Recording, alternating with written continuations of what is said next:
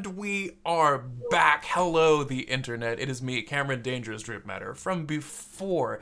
I am the host and warden of the Panic Table, the internet's single most sensational Mothership RPG actual play, and I have the absolute delight of being joined by the team behind RAC Computing's Straight Arrows on Mothership Month this evening. It is so wonderful to have you here. Hi, everyone. Hi. Thanks for having us. Willikers, if you are completely unintroduced to what's going on right now, there's this crazy thing happening on Backerkit, probably the single best crowdfunding apparatus out there on the World Wide Web. It's Mothership Month. What does that mean? Tuesday Night Games has published has begun to crowdfund their next publication, The Wages of Sin, a crime-themed, gosh, what would you even call it? Compendium of scoundrels and ne'er-do-wells and awful sorts. And they reached out to 20 other third-party publishers to get in the boat and make criminally underbellied themed works, among which is Straight Arrows by Ryan and her teams today. I've already been talking for quite a bit while three people sit silently here. So how about this? I would love to go down the line and everybody just give themselves a warm bark after dark welcome, and I'll put a sock in it. Ryan, how about we start with you? Hey y'all, I'm Ryan. I'm writing Straight Arrows and doing some of the art as well. My stuff, other than the cover art, is the collagey stuff. And yeah, it's great to be here, Cameron. Thanks for having us.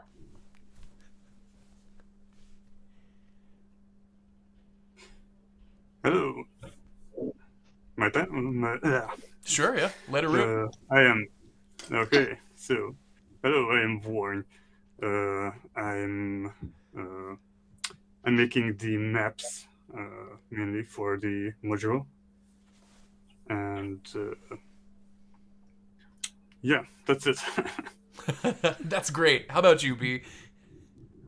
Yeah, so I'm B. I work for helping with the graphic design and character illustrations and character designs. I am obsessed. Actually, yeah, right on, chat. Already somebody has commented, Tronic Art says, I've been loving Straight Arrow's style so much. Between the collage and the character artwork that B's been doing and the hand-drawn maps that Warren has going for the whole project, I fell in love instantly. And I was absolutely bowled over to see that there was another prison module. That makes two of us. In fact, we liked it so much that word on the street is that we have teamed up behind the scenes. So now if you navigate to Backerkit, which you can do right in the description below this video, you can check out either of our pages. You'll notice some brand new flair in the corner saying that Straight Arrows and Dog Eat Dog have collaborated. So check that out. What does it mean? It means that in this prisoner's pack, we might be doing some fun behind the scene work on each other's modules. I am happy to get into that later, but that's the first of several fun little announcements. I would love to kick things off with you, Ryan, and just here at the tip of things, would you mind giving us a little elevator pitch about Straight Arrows itself? Okay, Straight Arrows takes place on the planet of Ithaca, and thereabouts around it. You play as these extrajudicial quasi-bounty hunters who work for this insidious biomedical company called Arrow Biomed, and you are basically employed by the families and the loved ones and the friends of these people who are addicts, and they throw you into this rehab, maximum security type prison deal without any sort of jurisdiction. So you have enemies on both sides of the law. You have to deal with all sorts, and part of the horror is, are you helping everyone along the way? You can't really. Are you helping these more privileged people? Are you? What do you do? Who do you save? Can you even save yourself? And it takes inspiration from a lot of crazy disparate sources. I've really had a blast working on it, and it's also really personal to me. I've seen some stuff with some people. So, yeah. Yeah, I think that's what drew me immediately to the Straight Arrows piece was the intimacy with which you approach the subject. This is a continuation, like you were mentioning, of your Ithaca world building that you had done, that trifle that you had made for Mothership, where we first began to explore the drug-addled landscape of this desolate world, and just reading the bio behind that and the experiences you had that have led you to create this, I found quite moving. So I'm super thankful that you stepped into the ring with your beautiful piece of artwork. Thanks and you brought these two psychos along to make it even more mischievous and magical, and I'm really glad that you did. I do have a question. Wait, no. Before anything, congratulations. Before questions, it's how are you feeling after all of this? I mean, I know me personally, I did not expect things to just bam 2 days into Backerkit. What are your initial thoughts on not like tripling your funding? Do I have that right? Yeah, I'm ecstatic. I never thought we'd do this well. Certainly not this fast. Like it's jarring to me because I keep thinking like, oh, I spent all day messing around with games and talking to other gamers and doing this and doing that. I need to do some adulting. And it's like, no, this is my adult life. I'm kind of starting to live the dream, and I love it, you know? I love that. Yeah, so super big congrats. It's really, honestly, for everybody at home, if you've been on the fence about which projects to back, obviously, back ours. What are you thinking? Get out of here. Go to the Backerkit page and click the links. You know what to do. But because of your actions, you're making a huge difference in all of our lives to pursue things that we didn't think were possible. So that's amazing for me. Speaking of previous experience in the Mothership realm, Warren, I would love to talk a little bit about how you and Ryan came to collaborate, and maybe you could also give us a little bit of a taste of other stuff you've worked on. We can get into the maps a little later in the episode. I don't want to like pull everything out right here at the beginning. But yeah, what's your origin story? Yes, thank you. I'm not sure where to start. Like, I've been like the hobby has been a major part of my life for a really long time. Sure. This specific maps has started with me and my friends have been going for a week long vacation for every year for a long time, and I started hosting Mothership games, and Cool. usually Normally, I have been building terrain for RPG, but for these games, since we travel away, couldn't do that. So I started drawing maps with Sharpies on paper, Classic. because that's more practical. And Yeah. I uploaded these to the Mothership Discord, and it got popular. And Ryan contacted me that this exactly fits the specific style of the module. That's great. Yeah, I think amazing. and it's so cool seeing just how well your style of that careful but at the same time organic hand-drawn maps matches the tensions that you can find in straight arrows. I was gonna say stray arrows, but that's more of like arrows that have been shot and then gotten away, and nobody's getting away in straight arrows. That's the horror of the whole thing, isn't it? Lastly, I'd love to Could go pass in the that ball. way. Yeah, exactly. But yeah, B, as the third member of the Wonder Team, go ahead and give us your 2 cents. How'd you get here? Where'd you come from? So this is kind of my introduction to Mothership as a whole, in all honesty. I just Ayy. saw Ryan was posting around and kind of like I go to school at Micah in Baltimore, which is basically just like an art school. And I Sure. saw Ryan posting looking for an artist, and I was honestly really interested. So yeah. Yeah. Now, have you been doing? You're in school for your illustrative work? What is it that you're studying presently? Right now, I'm studying illustration with a minor in game design. So this is like Wow. perfect opportunity for me, honestly. Yeah, at the end of this interview here, I'll be posting some of the links to their socials so you can check out stuff. But B, even here at the very beginning of your career, you've just been doing crazy character work that you can check out on her Instagram. So take a look at that. Yeah, Tronic Art, what an introduction indeed. Wow. So right here from the get-go, Ryan, I want to just dive in and talk a little bit about how you arrived at this next step of expanding your Ithaca storyline into a bigger piece. Would you mind if that's just where we started organically? Kind of like, okay, you had made that cool trifold. What brought you into this? I one day had an idea about I thought it'd be kind of funny in kind of a weak, dark way.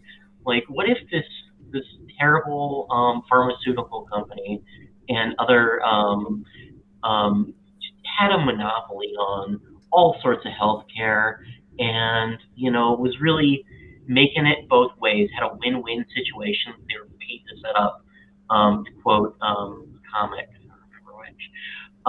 But it was like, what if there were these crazy sort of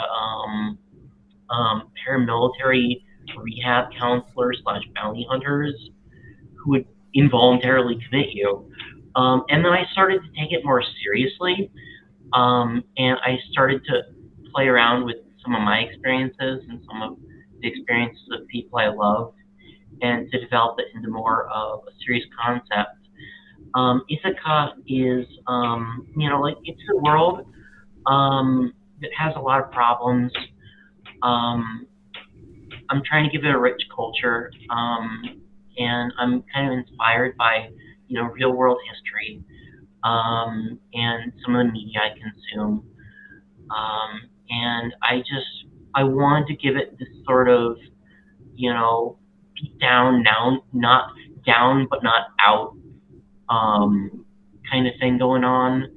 I put one of the first things I say is that this once was a beautiful city, about Human Spring, that is. Yeah.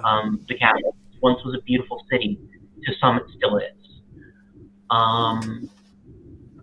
And another inspiration that I took, I guess I'm kind of going off topic, but no, party on. I really love the state of West Virginia.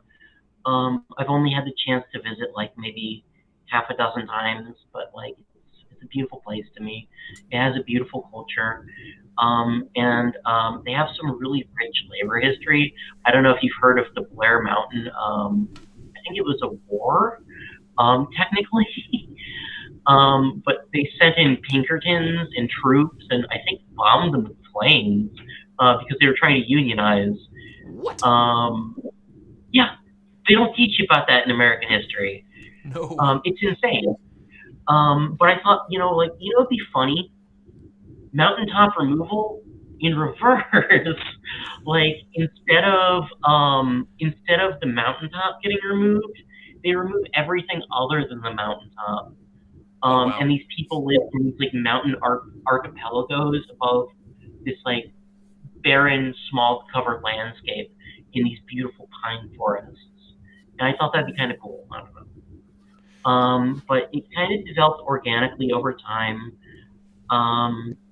The trifold was always meant to be sort of an introduction to this setting. And I've always wanted to do bigger things with it. Sure. And I'm gonna keep developing Ithaca, and thereabouts. Cygnus 7, the station closest to it, one jump away, and some of the other stuff going on around the planet. I'm really excited between our two mischievous little modules to navigate like how the prison system works in between different jump spots and destinations. And so in yours, you have this combination pharmaceutical testing slash like scared straight sort of institution. And then on our end, we have this canine rehabilitation club. And it's funny how similar it is. It's also very like coastal. It takes place in the Vermont archipelago, which is all that's left after Vermont after the things that have happened on Earth. And so I'm excited, especially looking at a lot of these other Mothership Month projects, to see what players make of it. Because one thrilling thing is that I don't remember the numbers, but I think it's something around like 40% of the people that are backing Mothership Month have backed at least 10 of these projects. And so I can absolutely see.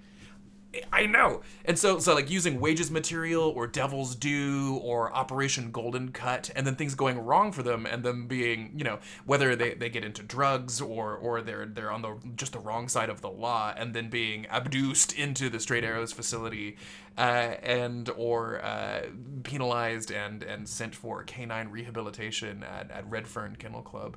It's got me on the edge of my seat. I kind of want to stay here in inspiration stuff, and I'll work backwards if that's cool with y'all. I want to start with B and talk about cultural touch points. Like what's inspiring you as you worked together, the three of you, to make stuff. So in your artwork, those beautiful character illustrations, what are touch points for you, B, as you started to build the world of Ithaca around itself?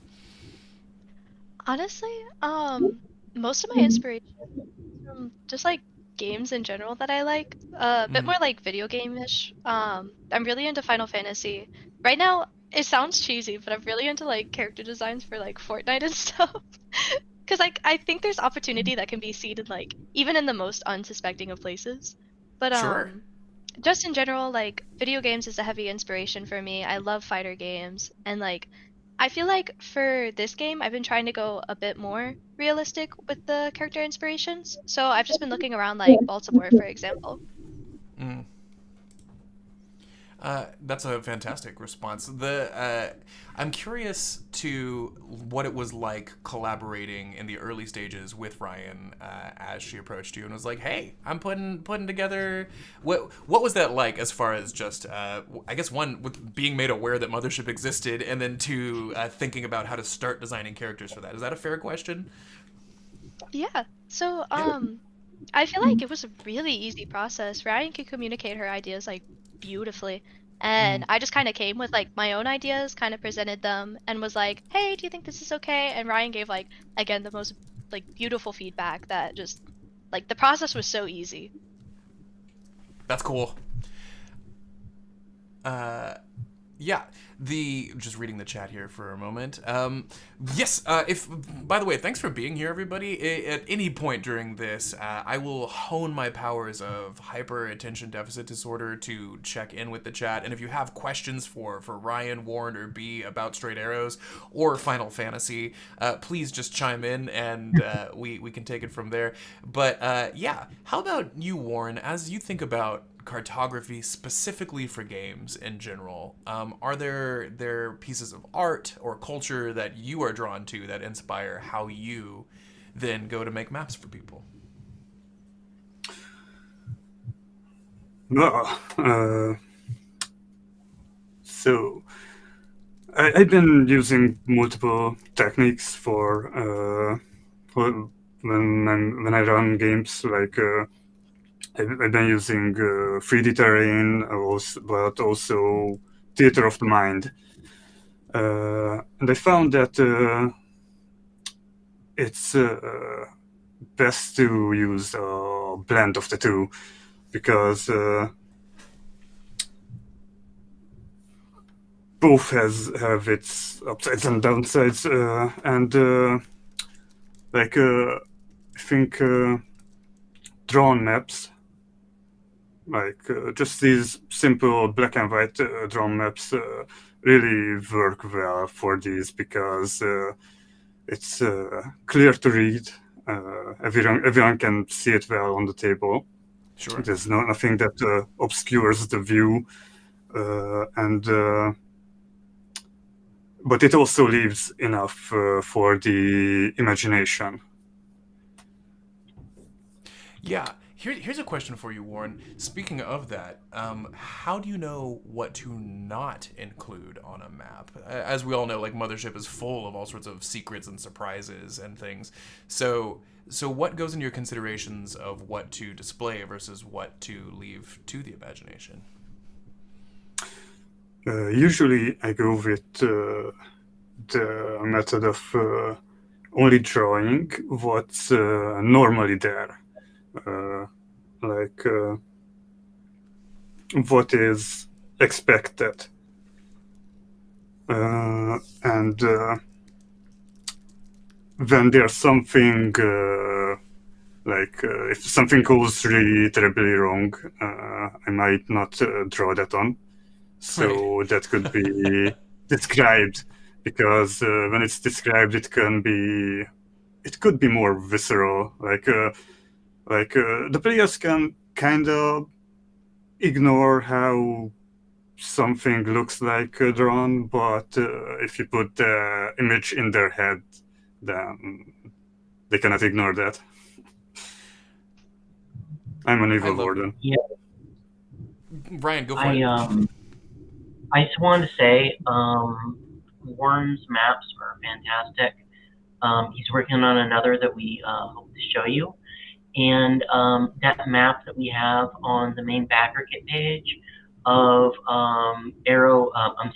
Archer Farm, the facility, we're going to print that on an uncoded 11 by 17 piece of real thick paper, and we're making it specifically uncoded.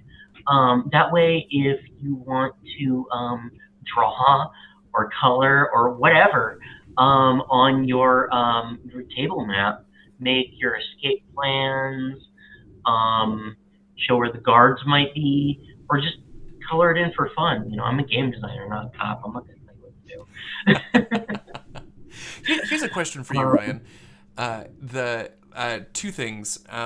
Nope, just the one thing, and then we'll follow up with the second thing, because that's how time works. When we are thinking about your module here, what led, as we're talking about design, into the exploration of collage? What were the touch points for you as far as going, you know what, B's art sense, Warren's hand-drawn maps, this is the flavor, this is the style? Because I gotta tell you, it is a standout for me when you look through all of these other Mothership modules. I'm flattered, and that really means a lot coming from you, because your stuff looks great.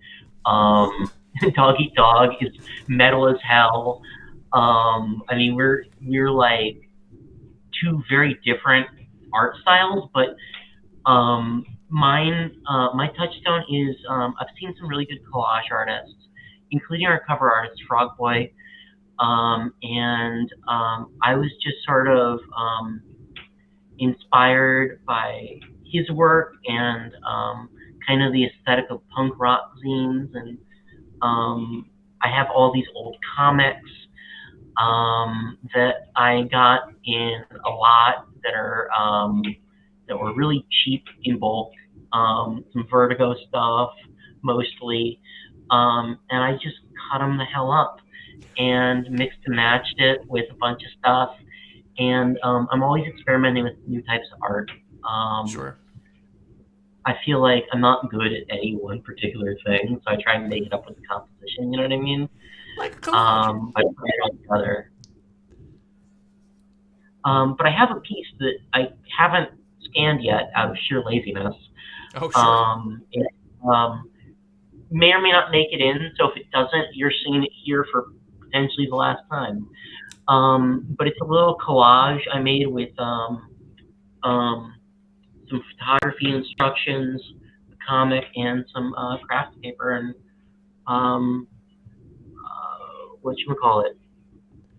Oh, that looks great. Yeah, you can even hold it a little bit closer, I think. This is looking good. And I thought it was really on theme for the ISTF, the Illicit Substance Task Force, which is kind of like this paramilitary police force that narcs. is, yeah, they're the narco cops of Ithaca, and they are kind of like your rivals because you're getting to these people before they do. Right. And they know you are, but there's a difference between what they know you're doing and what they can prove you're doing. So you have to Oh, use cool. all sorts of discretion, and it introduces lots of problems. But that's a huge tangent. So. Yeah, no, I want to run down that rabbit hole just a little bit. But one of the things that that really delights me about Straight Arrows is the possibility of perspective, as you can go from hunter to hunted in what's going on in the Tronic Art says not particularly great, and then proceeds to show the coolest collage. Thanks for being here, Tronic. Yeah, I agree. It looks amazing. What for you, like as far as your intention goes with the course of the module, as far as perspective goes, because you start as oppressors to a degree, right? You're these jerks for hire who are here to nab people out of their beds and throw them into the system. Where in Dog Eat Dog, you start as prisoners. Is there a possibility to become the incarcerated in Straight Arrows? I gave you like 7 questions all at once, but let's moosh that into a ball of prisoners. What are your thoughts? Definitely. And one of the kind of horrors of this is that a lot of the people working for Archer Farms feel like they're doing the right thing. But you play as these people who are exposed to all these vices all the time. And there's a Tom Waits quote that says, "What you I believe it was I quote him in the module. What you absorb, you will usually ultimately secrete." Sure. And to me, that means that you're surrounded by all of this. It has its effect on you. It wears you down, and eventually, both in real life and in the game, you can succumb to it. And it eventually becomes hard to not problematically use substances mechanically because of your unique stress response to this new class. At which point, if you can't conceal that, you become the hunted. And you get thrown into this rehab prison. And one of the really horrific parts is that that's not free. That comes out of your paycheck. You end up in debt to the company you work for. Yeah. In fact, not to spoil too much, Sure. but there is one particular target who is a former retriever who left, didn't like the system, and was driven to despair by the fact that he couldn't leave because he was under too much debt to Right. his employer. But yeah, it's some scary stuff. And part of the scariest part to me, at least making it, is trying to humanize the people because, again, I keep quoting comics left and right. Sure. But there's this comic I love, A Softer World. It's also very dark. It's so great. But oh, you know it? Yeah. I'm Awesome. hip. I'm cool. I read webcomics. But there's this one quote from it. I believe it goes, "Monsters are even scarier when you've seen them afraid." Yeah. And that stuck with me. And I think that seeing like someone you can empathize with, but at the same time know they're wrong and doing something horrible, Yeah. is the scariest kind of horror. I love that. I want to stay on that theme for a second here,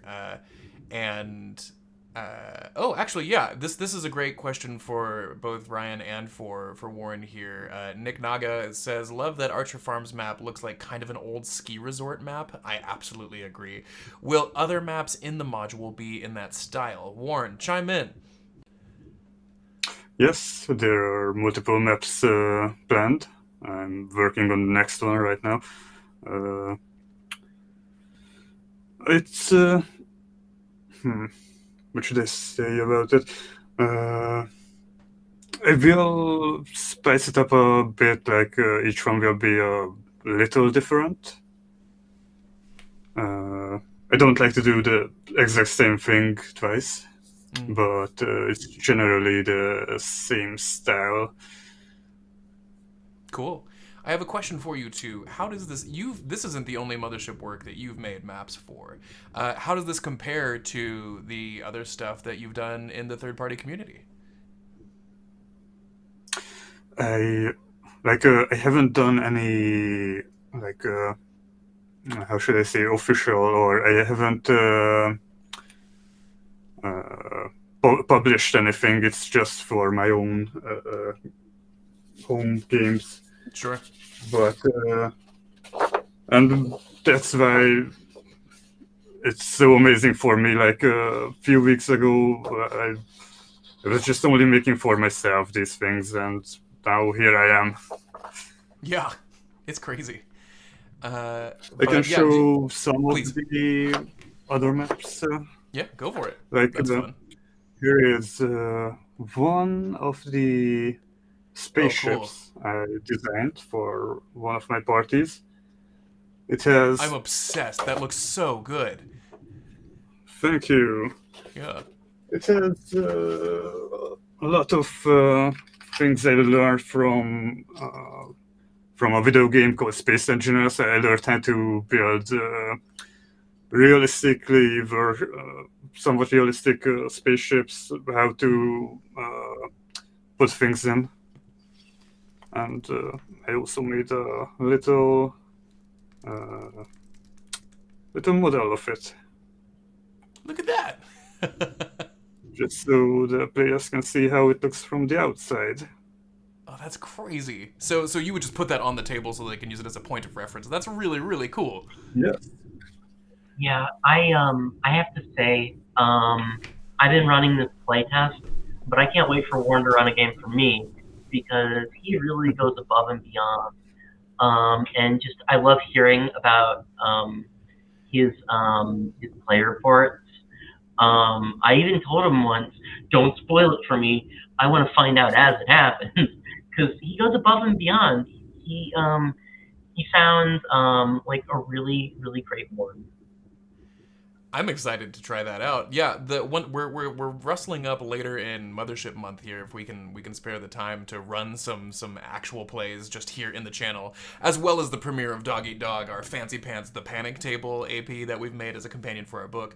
But who knows? Maybe that's a time to let that freak flag fly, Warren. It could be cool. See what you got up those sleeves. I have a question for B, but first, before we get off the subject of maps and other like practical product things, I want to talk a little bit about what's on the horizon for Straight Arrows. Ryan, do you have any like stretch goals or things that you're reaching to already now that your funding's through the roof? What's next for the team?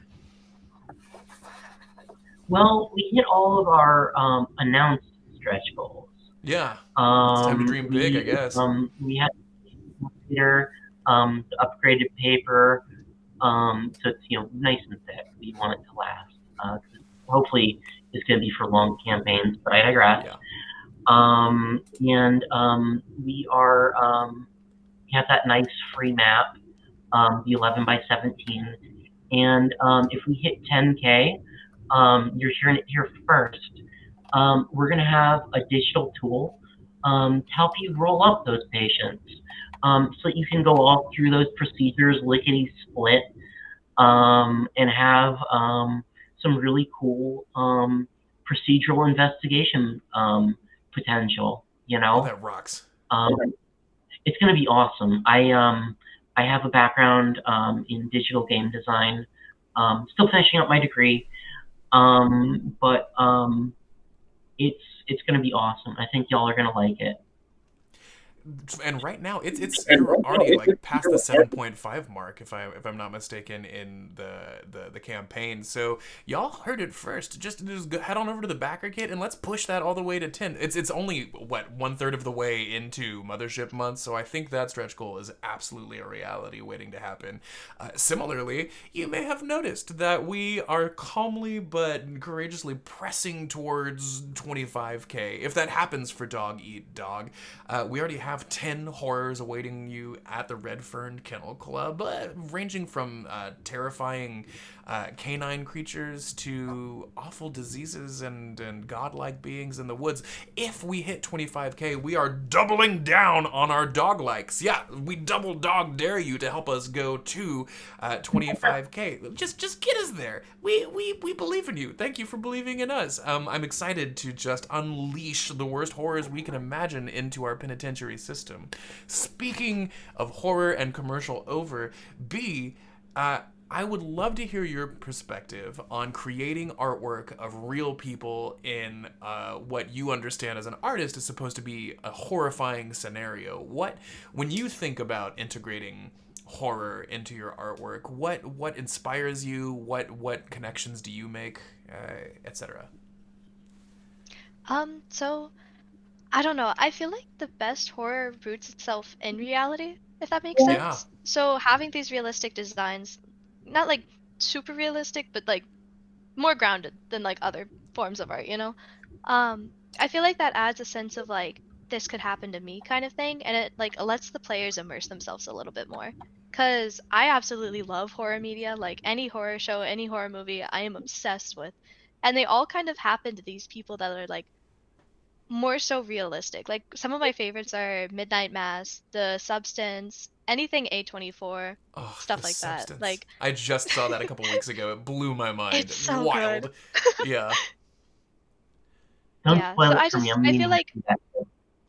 Sorry, Ryan, one more time. Sorry. I just said don't spoil it for me. I want to see it.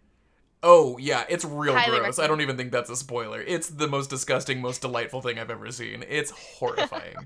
Back to you, B. Nice. Yeah, so like just for also projects that I've been doing for like character design classes at Micah, I've also kind of tried to stick to like this realistic vibe. Obviously Yeah. having some like surreal stuff included, but yeah. I just feel like rooting it in reality makes for a better experience for the players. That captures the heart of Mothership too, I think, and what drew at least me to work in this medium, in this incredible community. Which, by the way, hey, third-party publishers, y'all are great. Sean, I don't know if you'll ever see this because you're a busy guy, but thank you for creating such a wonderful space for us to just do the freakiest stuff in. But at the heart of it, there's this love letter to like blue-collar horror in the middle of things, right? This isn't about like the elite ultra commandos, not all of the time. There's certainly space for that in outer space. But these are the space truckers, the Ellen Ripleys and the 2-bit scientists who are just about to be finished with their Antarctic research jobs, or just junkies who have turned bounty hunters, or bounty hunters who have turned junkies, and everything in between. It's people just trying to get by, and that I think is electrifying. I want to dovetail that into my next question for you, Ryan, of why Mothership with a system why a system like Mothership to integrate into a world like Ithaca's? Well, I think that I'm in love with the implied setting of the core rules and the core books, and I'm just in love with hard and hard-ish sci-fi and horror, and I think that the rules were kind of a revelation for me as far as a person who runs games. I like the whole sanity, fear, body save paradigm. I like that you roll to see what goes wrong, not what goes right. You know, you sort of sometimes forego some of these less important roles, less difficult roles. And I really like that. I like the doom spiral. I feel like it really ratchets up the tension. Totally. I love the death save because sometimes I feel like maybe there ought to be that little sliver of hope, but it should be fair, and it's a combination of the setting implied by the core books, mechanics that are just so simple that you can just improvise on the fly, and the anti-canon where you can just pick things a la carte and make your own thing, and the third-party community. It's just all of it. I've had such great experiences with the third-party community. Sure. I think that if you've ever thought about writing a tabletop game supplement, just do it. They're great. There's no gatekeeping. Yeah, that's the best part. Sorry, that's weird to community. Yeah. But it's a great game. It lends itself well to building on top of too, because it's at its core a fairly rules-light system, but with enough crunch to it to keep it covering a lot of stuff. You know what I mean? And what it doesn't cover, it's flexible, and it's perfect for what it leaves out because it lets you put that in at your discretion, I think. Right. Hey Warren, it's absolutely not because you said it in the secret chat that we have going behind this video where you were like, "Hey, I have thoughts on the setting," but I feel like you have something to say about the setting and the world here. What am I correct? I have no idea what makes you think that. So it's sorry. Yeah, how was that for a setup? It was wild. Yeah. Cameron with psychic powers. We all knew it. Yeah. Made me forget what I was about to say. Oh, no sweat. So incredible. No. When Ryan first contacted me about this module, I found the main theme of English is hard. The main theme of it is to be really different than what the usual Mothership modules are. Like normally the Mothership modules always go for either horror, slasher, action, and basically the main fun comes from the thrill that it gives the players.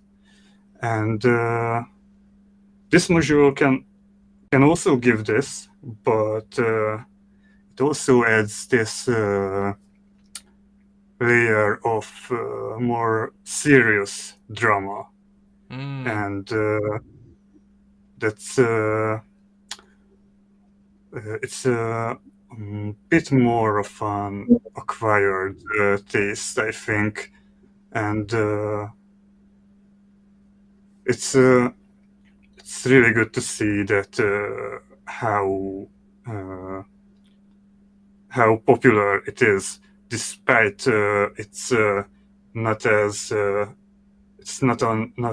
an easy fun than what's I than completely usual. resonate. Yeah, it's I think exciting to see material that absolutely embraces the genre, but then leaves space for characters to have truly meaningful, emotional, spiritual, existential experiences within the game itself, to connect to the world in a way that's not just chainsaw robot, which you can absolutely include in this, but on top of chainsaw robot, the oh my god, what am I doing to my life and my family is I think a wonderful use of Mothership's stress system.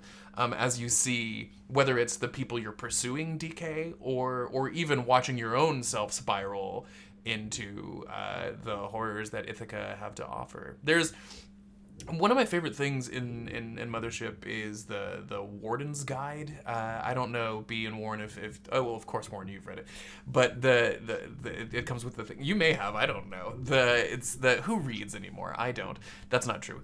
What am I saying? The Warden's Guide is really cool because they ask you, on top of everything else with an adventure, to consider not just the obvious threats and stressors, but also the social pressures, the climate, both literally and as like politically.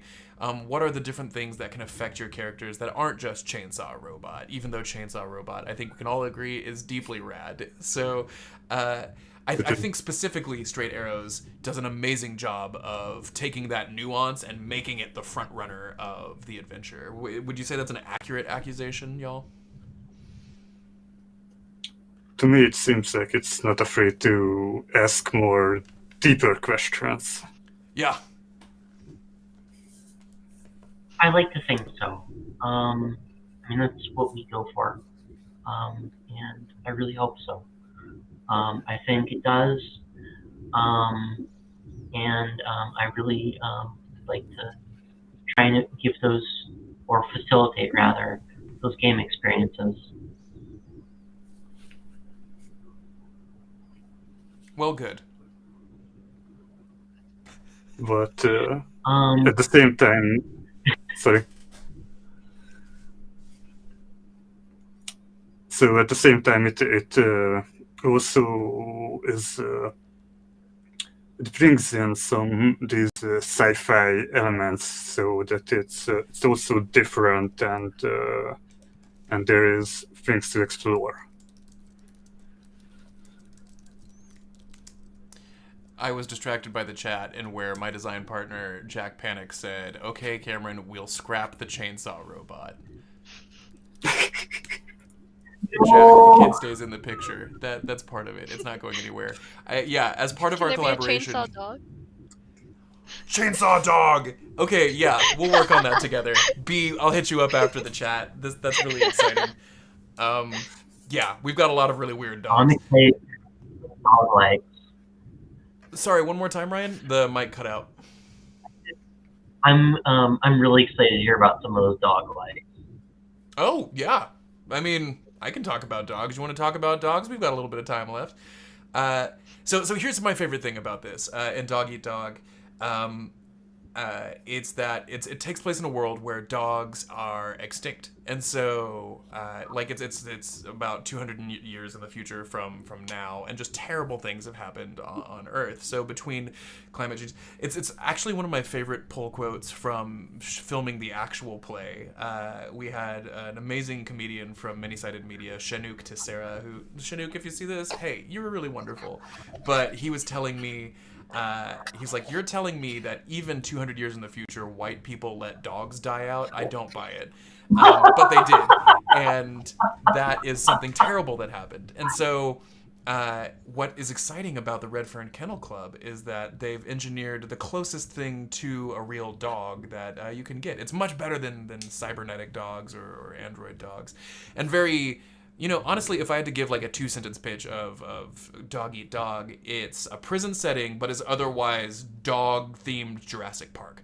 And so you go to this place that has a lot of the like similar hooks for things going wrong in this facility as you figure out where the dogs come from, what the process is. But yeah, it's been fun to explore the various possibilities of dog likes, which honestly, since we were on a serious subject, I think that's something that has been really fun to come to terms with. That's a weird way to express that, but specifically when we were like, let's make a module about fighting dogs, and then immediately I was like, the internet's gonna hate that. Nobody wants to see good boys get hurt. They're good boys. That's how it works. And so really underscoring the difference that like monstrous dogs, and not even monstrous dogs, but like adversarial ones is what we're aiming at. And at no point will beloved retrievers and German shepherds and dachshunds be wounded in the course of our adventures together. I don't know if you've seen this. We dropped a freebie recently, but we made a pun. This is all Jack. They made the raw dog, and that stands for rules as written dog. It's this eldritch being that happens to be in sort of a canine form. Ryan, if you've ever read Gunner Craig Court, I don't know if that's something you're familiar with, but the webcomic from the Softer World days. But we based it sort of off of like a spiritual coyote presence. It's this trickster thing, but it, unlike every other adversary in the game, which may have something to do with like aliens, can perceive the players playing the characters, and so you have to make sanity saves to avoid being affected by the monster, as it talks not to the characters but to the meta level people behind it, and so it puts you into sort of an existential crisis that is absolutely bananas. I'm gonna segue away from dogs for a second to answer Nick Naga's question. Big question: what types of drugs will be in straight arrows for my PCs (parentheses) or their marks to get mixed up with? So far we have 4. And one other way that is kind of like a drug-like experience. Let's see. From the original trifold, we have 2 in addition to those 4. We have Sunset and Sunrise, which have kind of dichotomy in the trifold that we started with. Sunset is kind of like an empathogen, similar to ecstasy. It makes you feel feelings of warmth and affection to those close around you. But the flip side of that is that after a while, you're less able to feel comfortable around people you don't do this drug with. You feel alienated from other people. You get more enmeshed in this culture. And it was originally created by like student activists who were radicals to sort of create this bond. But it got subverted by, not subverted, it was already kind of a terrible thing. And it just started feeling organized crime. And then from parts unknown, finger waggle, Sunset came into play, which sort of is similar. It's a downer, and it also it helps with fear saves, and it numbs you to emotional pain at the cost of burning out those centers of your brain that regulate empathy and affection. So it has this horrible vicious cycle synergy with Sunset, where you use Sunrise rather, to recover from Sunset. And it's there are a couple more.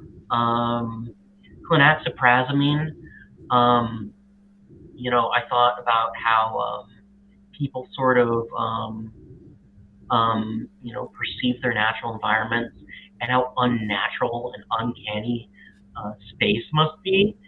The idea behind it is that it makes you feel grounded, like, okay, this environment that is nothing like what our brains evolved to comprehend is like so alien that I refuse to accept this as real. And that becomes like a problem in our universe of people, that sort of that psychiatric condition. So they invented this pharmaceutical that makes something feel real. You're immersed in the experience and it feels more real, which becomes incredibly abusable with VR, slickware, Right. Role-playing games, that kind of thing. There's another, which is kind of like similar to a steroid analog. It's a topical anti-radiation gel that was only partially effective. It prevents the serious effects of radiation poisoning, but it doesn't stop like the cell line mutations and all that kind of jazz. So when you're exposed to radiation, you you gain these mutations, both positive but mostly negative. That you become jacked but unhealthy. You can eventually become dependent on radiation, not the drug, but on the radiation. So you have to use the drug to protect yourself from the radiation, unless you get really desperate. And it's I tried to put the sci-fi spin on a lot of real world ideas, and just put real world ideas into the sci-fi, and it's been a blast to come up with this stuff. Wow. I want to compliment you on the overwhelming sense of like melancholy that permeates your beautiful module as you've built it out. It really comes through even in the item descriptions, in the wistful goal of the pharmaceuticals that these people can subject themselves to, and the overall tone. It adds a distinct sense of romance that I think can be very much missing from the Mothership cut and dry punk rock approach only. There's this gravity and almost like an operatic nature to how it conveys itself. It's tragic, it's beautiful, and it's fleeting. Jack Panic says, "I'm surprised a real pharmaceutical company hasn't swept you up for those ideas, Ryan." The dude, I think the Mothership community is really into those drug descriptions. We have just a few minutes left, and I want to hit us with an absolutely absurd lightning round question for each of you. B, I'm gonna start, so listen close with you as I ask this. Let's say that you are trapped in an awful Mothership adventure where you have to survive, solve, or save some people out of it. You get to choose one dog companion from any franchise, video games, movies, books. But who is it that you would want to be your fuzzy little sidekick to keep you going through and through? Oh, I This can't question think goes of any to all of like you. Yeah. fictional dogs. I can only think of my Chihuahua. You've got a Chihuahua? You can also pick your Chihuahua. That's a beautiful answer. He's fat, but he's loud. I think he's a good choice. What's his name? Django. Django the fat, loud Chihuahua. Okay, I turn my question to Warren. Should be good for alarming.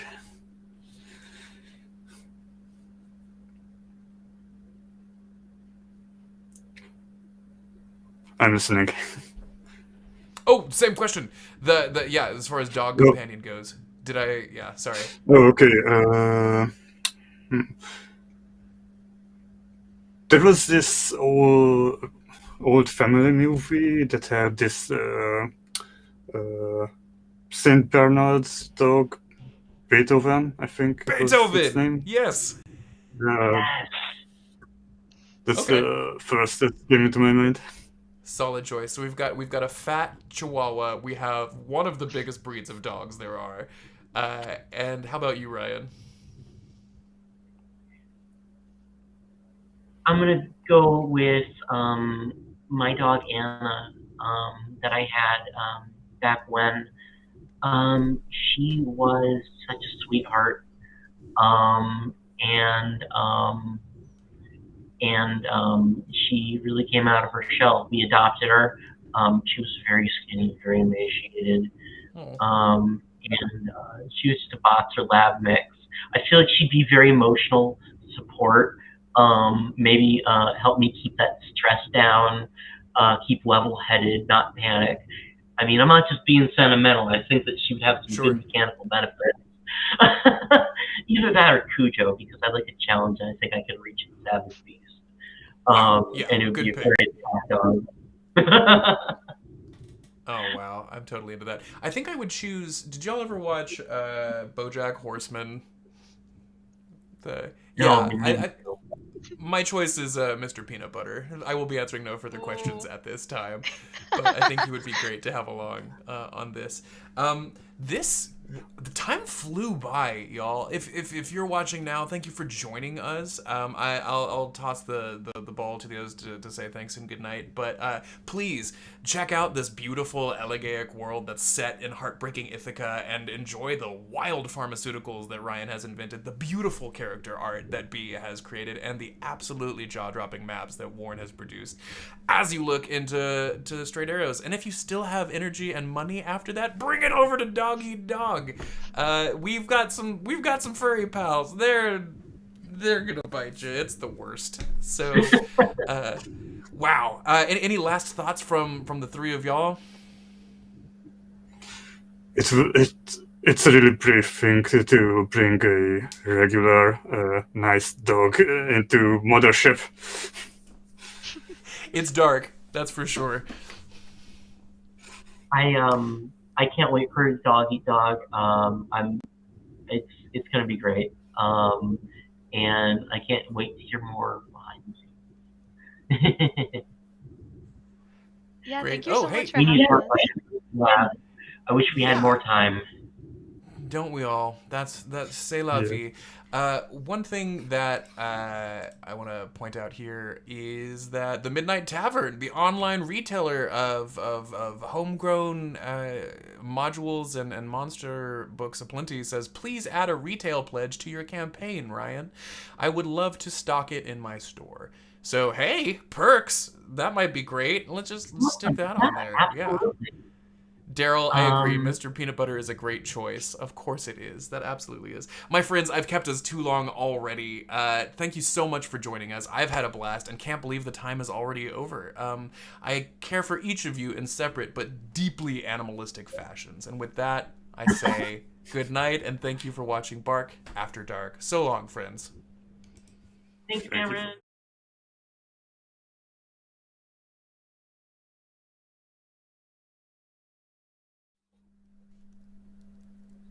Oh, man, I did this last night too. It just comes back on. I'm gonna figure it out. We're gonna turn off the. Now it's just us. Let's talk about Ryan while she's disappeared. Okay, here we go. We're gonna make it happen.